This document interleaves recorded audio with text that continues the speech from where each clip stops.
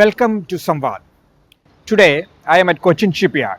In my behind, this is ISC, indigenous aircraft carriers, getting ready to hand over to Indian Navy. Today I have a special guest with me, Sri Madhu S. Nair. He is the chairman of Cochin Shipyard.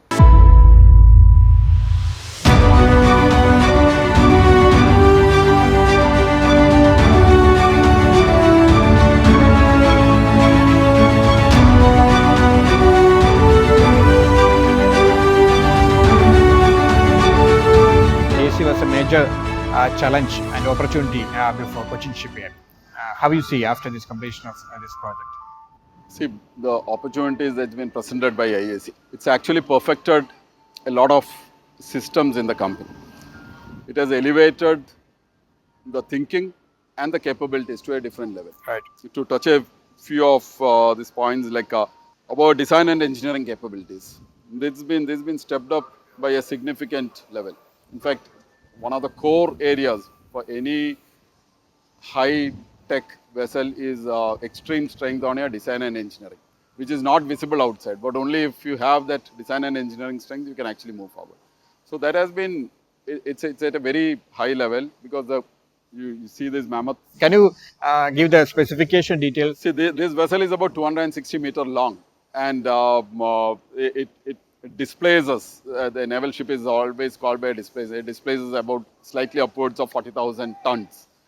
Now, from a power point of view, it's propelled by 4 gas turbines, each of which is 24,000 megawatt, 24,000 kilowatt each. Then there's an electrical power plant on the ship, which is 8 diesel alternators, each generating about 3,000 kilowatt. So that's about 24 megawatt.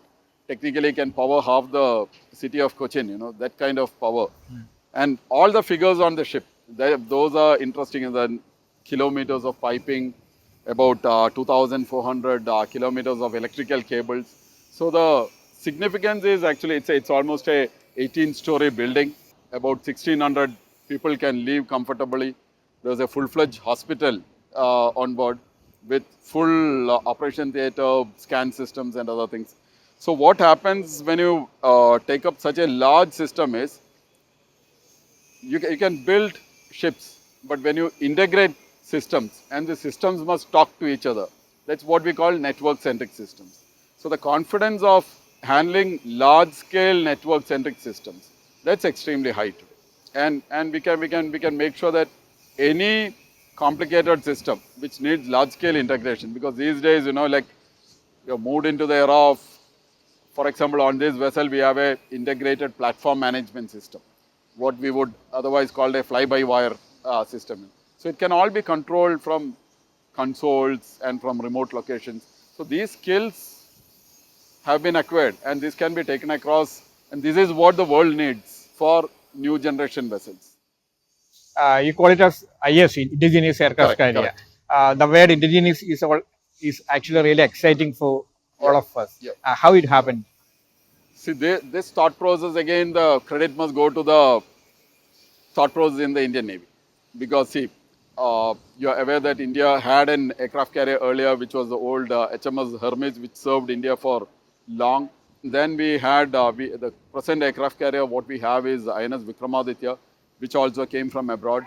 So the thought process was very strong in the Navy. And this thought process is again coming from the Indian Navy, and especially amongst the 3 services, the Navy drove this right at the start.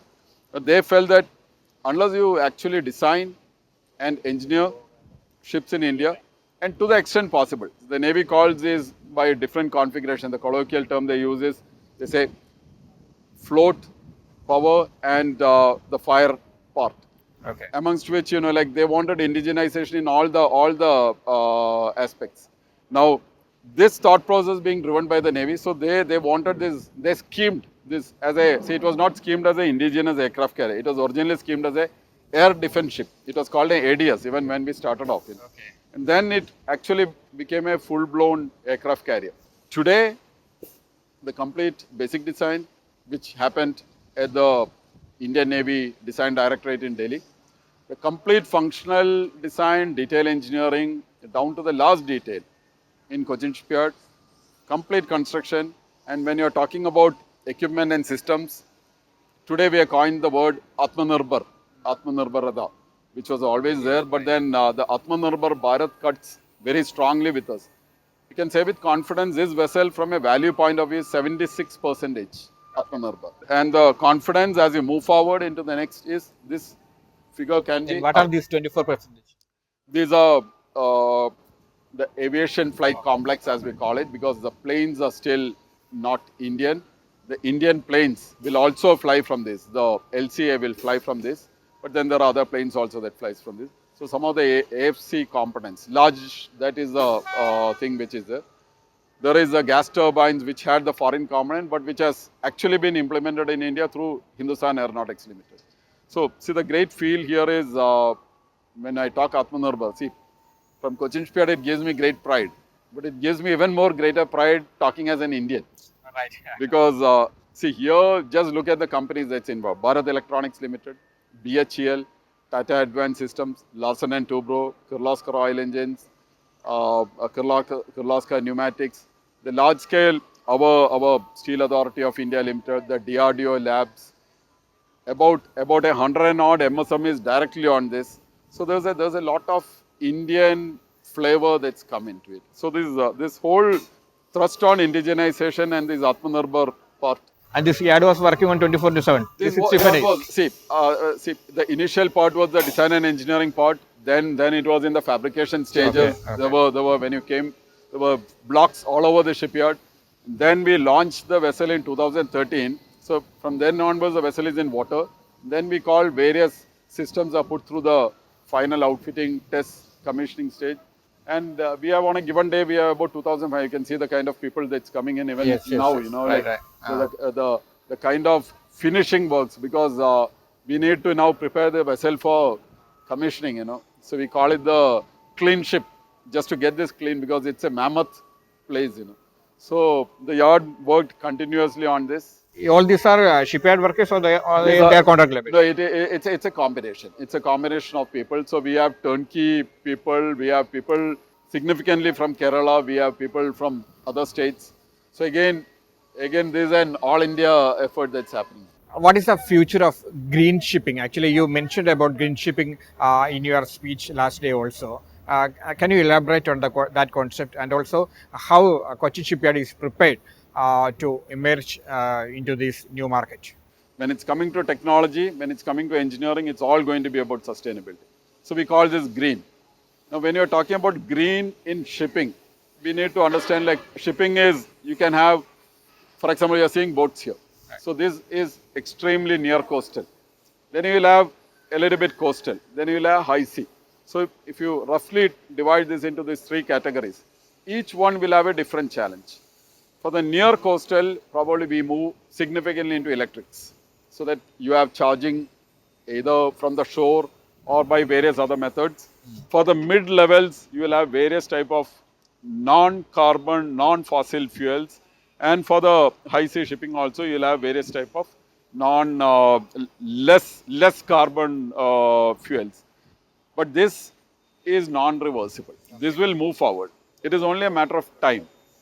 The advanced countries who can afford this, because this transition, there's a costly transition. Somebody has to take this cost. And this cost will have to be taken by the states, by the governments, by the country. Because the returns are not business. The business returns are not commercial. The returns are economic in nature. Doing with your own technology. We are certain things. See, we may not be able to do all the technology. So we'll have to do technology adaptation to a large extent. See, we are today working on building India's first truly indigenous fuel cell vessel, hydrogen fuel cell vessel. So the hydrogen fuel cell vessel, the technology, we are teamed up with a Indian tech major headquartered in Pune. We have various others involved, and we are doing the complete integration. The ship part is being handled by us. There are other projects where we are involved, where the technology is imported. But as we move forward, we'll see more and more. For example, you'll see batteries. There are a lot of companies coming into the country. We'll see more and more Indian components coming. Cochin Shipyard is one of the largest PSU in Kerala. How you change the economy of the state, and especially the Cochin city? We feel, see, where we are now, there's a high level of confidence. Today, Cochin Shipyard is accepted from a technology point of view, from a trustworthy point of view.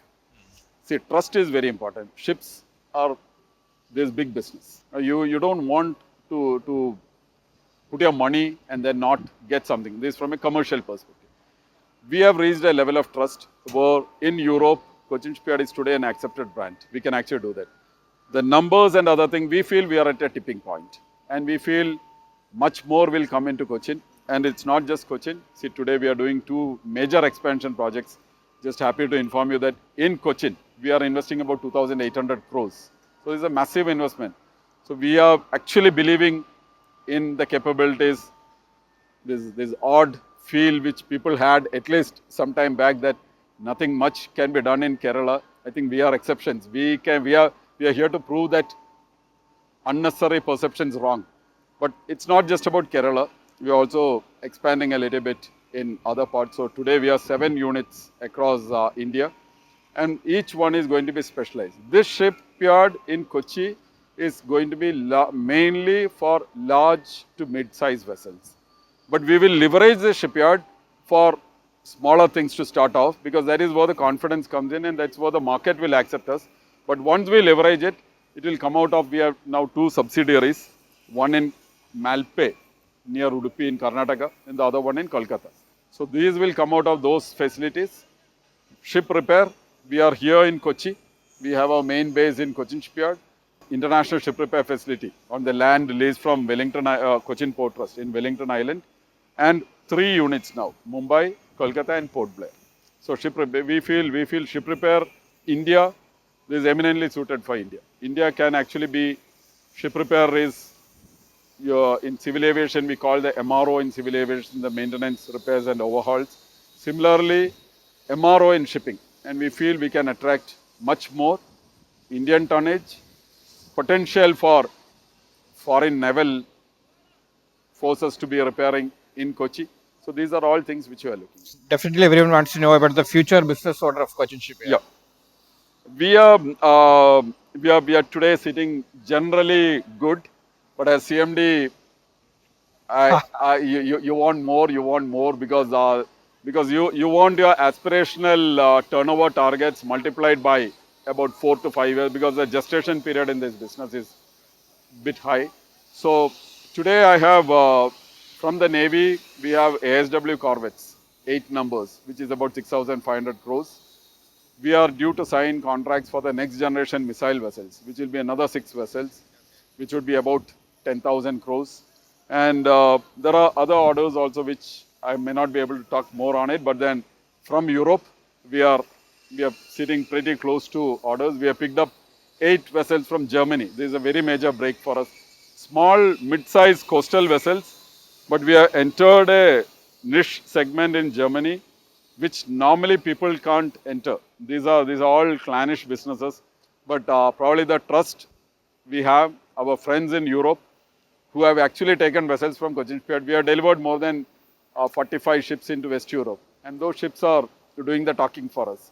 So we have recently secured these 8 vessels from Germany, and I can assure you there will be better news to come very, very shortly. This is a milestone. What will be the future of Cochin Shipyard after 25 years? I'm probably 25 years, I may not be able to, because in business, the way technology changes, the way thoughts The change. concept of green shipping that you mentioned Exactly. earlier. So all I can say is we will be a much more stronger knowledge company. We will be, see, in the past also, when the requirements came, we were agile to catch the market. We think business. Let's be very clear. If we are a public sector unit, but it's very clear we think business. We are ready. We are ready for the fight in the open market, and we have done it. Last 30 years we have done it. I can tell you, there's not been, people think that as a government company, you get grants from the government. We get a lot of goodwill. The goodwill is a grant we get from the government. The money is not pumped in by the government. But as we move forward, as a knowledge company, we will do good. We will be agile to catch the emerging trends in the market. As you rightly point out, the near 5 to 10 years, we are seeing significant traction coming on green shipping, advanced technologies, autonomy in various forms, unmanned ships. People would say, do we need unmanned ships? My answer is we may need unmanned ships, not because we want to replace a human being there, purely from the functional point of view. Certain things which a human being can't do, the machine will do better, and we will actually do. You would have seen in the papers recently, we delivered the first 2 autonomous vessels to Norway. They are talking because they have a shortage of people also. But for us, it could be from a functional point of view. It would come in the defense space. So we have set up a new division called the Strategic and Advanced Solutions. We want to transit very strongly into a knowledge-based company. And that transition, again, I feel is non-reversible. The fall of Sri Lanka or Colombo will anyway benefit Cochin Shipyard? From ship repair point of view, positive, absolutely positive, because there was one large shipyard in Colombo, which has been, it's a very good shipyard and they do very well. And Cochin Shipyard and that shipyard is comparable in various ways. And many times we can say we are head and head competitors. So while I wouldn't cherish what is happening over there, but from a pure business point of view, wouldn't mind. Okay, thank you very much. Thank you.